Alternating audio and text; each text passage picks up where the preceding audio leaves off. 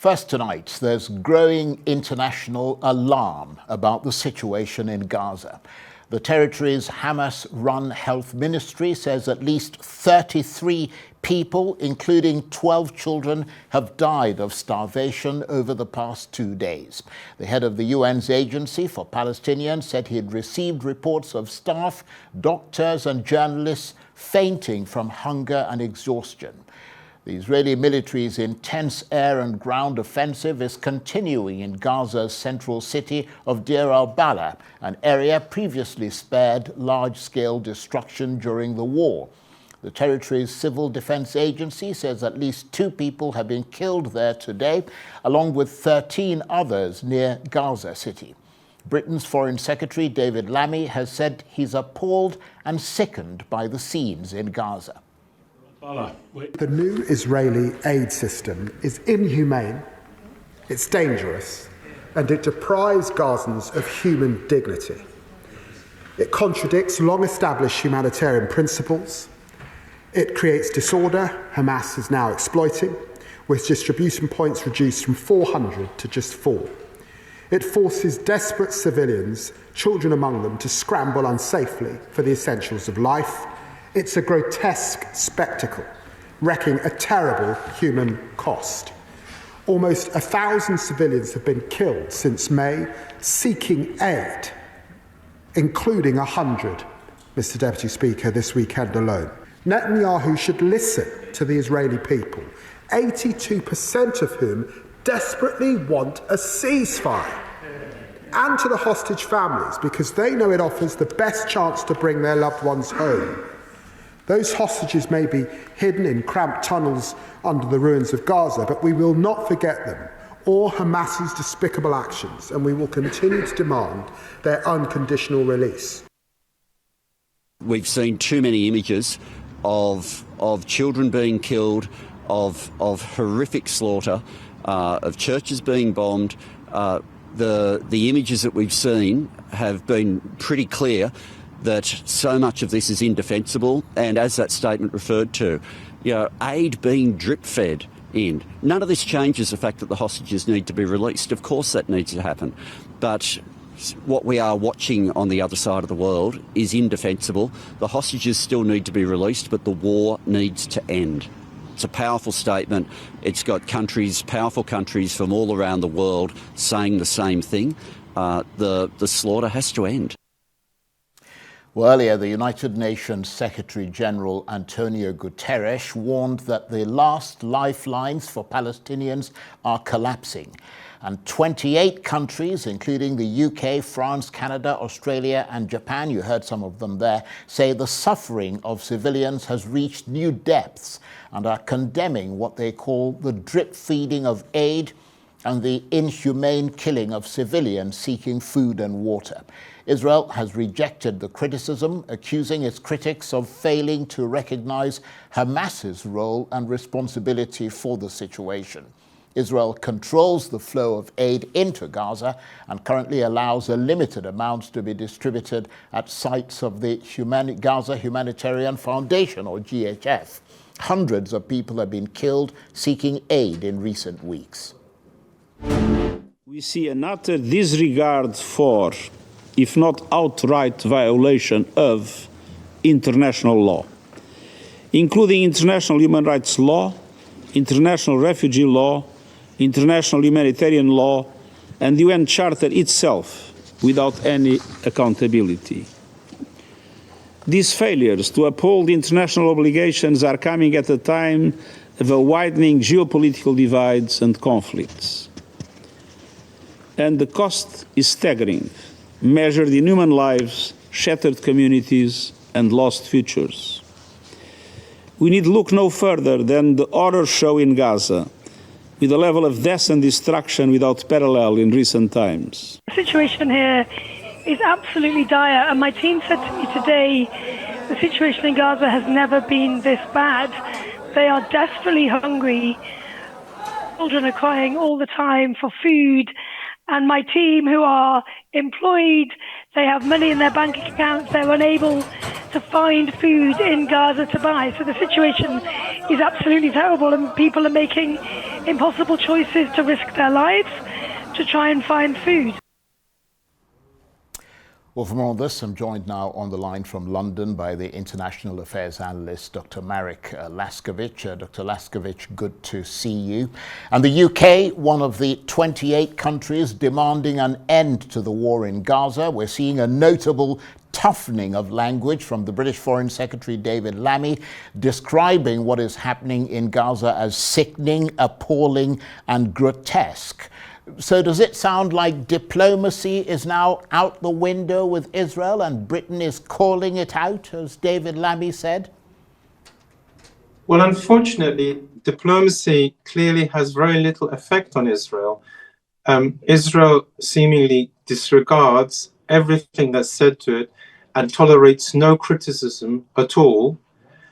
The point here is that if Israel does not alter what it's doing, we are heading for a tragedy which will be a stain on Israel's reputation. And as things stand, it already is bad. Trickle aid, that is to say, just supplying not enough food but some, was of course how the German Nazis also dealt with food going to ghettos, the ghettos, for example, Jewish ghettos in Poland. And the effect there was that people were literally dying on the streets. Same thing is now clearly happening in Gaza. There is a second problem building up, that of disease, which may come soon because if people who are very weak, they will be unable to withstand this. And this is, of course, what happened also in the Jewish ghettos under Nazi control. And the problem here is that if the aid is not increased, we are heading for a world tragedy happening before our eyes, and it will be a stain. So it'd be nice to see President Netanyahu actually recognizing this. There is a second problem also in that here America has a voice to be stated and America is saying nothing. So there's quite a big issue at stake. And the danger, of course, of military operations and the starvation that's happening in Gaza. Israel denies it, but the evidence is overwhelming, isn't it? Which is why these 28 countries have come out. Yes, there is evidence. The countries are now formally stated this. Technically, President Netanyahu has already been accused of crimes, as his leaders Israel.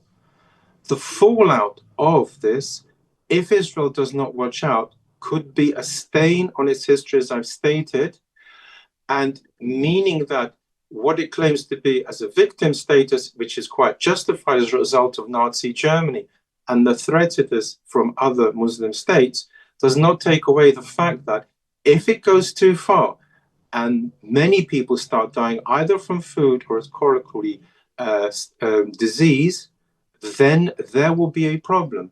Also, please note, this is slowly dragging in America. It is an American food distribution company. President Donald Trump has shown he can rein in Israel. And therefore, if it does not work out soon, he himself may find himself facing charges. And I mean, beyond the stain on Israel's reputation that you talked about, I mean, there is a mounting file of evidence, isn't there, of grave breaches of international law, of war crimes, and a genocide case proceeding at the International Court of Justice in The Hague. Yes, it is a pity that Israel has chosen this route because these cases are going ahead. There is a great deal of evidence. Moreover, there have been many remarks, of course, which will have to be taken into account by various Israeli politicians. And the problem here is that Israel itself, unless it chooses to act, because as you pointed out, certainly some Israelis oppose this, as do some professionals, the Israeli Doctors Medical Association, unless they take political action to stop Netanyahu by impeaching him or by at least curtailing his efforts here, there will be a tragedy very soon. As has been pointed out, it already is very bad and it threatens to get worse. And all this evidence mounts up. And as it is said, of course, the famous saying, the wheels of justice grind slowly, but they do grind. Absolutely. I mean, could all this, Dr. Laskiewicz, lead to powerful, influential countries like the UK properly recognizing an independent Palestinian state, or at least the aspiration of the Palestinians for a state of their own alongside Israel? A gesture that would presumably show that even if it doesn't exist at the moment, it would show the direction that they want things to go. Yes, there are two aspects to be stated here. As ever, it is very important when dealing with political events to look at the antecedents, and this is seldom done. For example, to name a quickie, Chamberlain is, of course, blamed for World War II, but actually it's his prior Prime Minister Baldwin and his lack of armament of Britain that actually contributed to the problem. Here in this case is Netanyahu twice over. For many years, please note, well before the hostage taking, he was asked again and again to recognize the Palestinian state. It would have been a question of negotiation that the Palestinians recognize Israel of course, and in response, Israel would have to recognize a second state. As he put it, not on his watch. And now, here come the consequences. The problem now is that, of course, the whole conflict has sharpened up. And actually, it may well be that by virtue of these policies he's setting in train now, that the very thing happens he does not want, that many nations, such as Great Britain, suddenly recognize the Palestinian state, which will be a problem. However, please note, in real terms, what Great Britain says or doesn't is in fact all that important, because the key power player is America. At a pinch, Russia, but it is America. And it all hinges what President Donald Trump will do. Will he walk away from the conflict, as he apparently has done on the Russian-Ukrainian war? Will he do something? Will he, for example, support the Riviera plan, or turn it down and say he's not going forward? An awful lot hinges on America. And this is the key, one of the key players. The other is the Israeli people, that's to say the electorate. And here, yes, Great Britain or France would have a role if they were to recognize the Palestinian state. It would put Israel in a difficult situation vis-a-vis the Gazans. And please note, the West Bank also has its problems, not, thank goodness, on the scale, but the Palestinians there also have problems, as, of course, you've mentioned in previous programs. And of course, just returning to the humanitarian question, I mean, the food situation in Gaza is hugely contested, with the aid agencies and Israel contradicting each other. The aid agencies are saying that there's not enough food going in. The Israelis are saying that there is food coming in, but that it's being stolen by Hamas and by armed groups who then go to the markets that they operate for sale. And that the people just don't have money to buy these things, which is why it's important to have the kind of protection that Israel is trying to sort of keep around these aid sites. Well, strictly speaking, the American group in charge of aid distribution, its role is to see that no food gets to Hamas. They are set up precisely because Israel said, and America, please note, supported, that the food would otherwise be intercepted by Hamas. But technically, there is no such interception occurring, which is why it's in these American hands. So therefore, there is not a contest of what is happening, but of whom should be distributing it. Should it be the UN, and Israel then says Hamas gets its hands on it, or should it be this American agency? The central problem is the American agency doing enough? Of course, it's a shadowy group, but if these things fail and they don't appear to, and there's quite clearly not enough food getting through, then the agency itself could find itself in legal trouble. On that note, thank you as ever.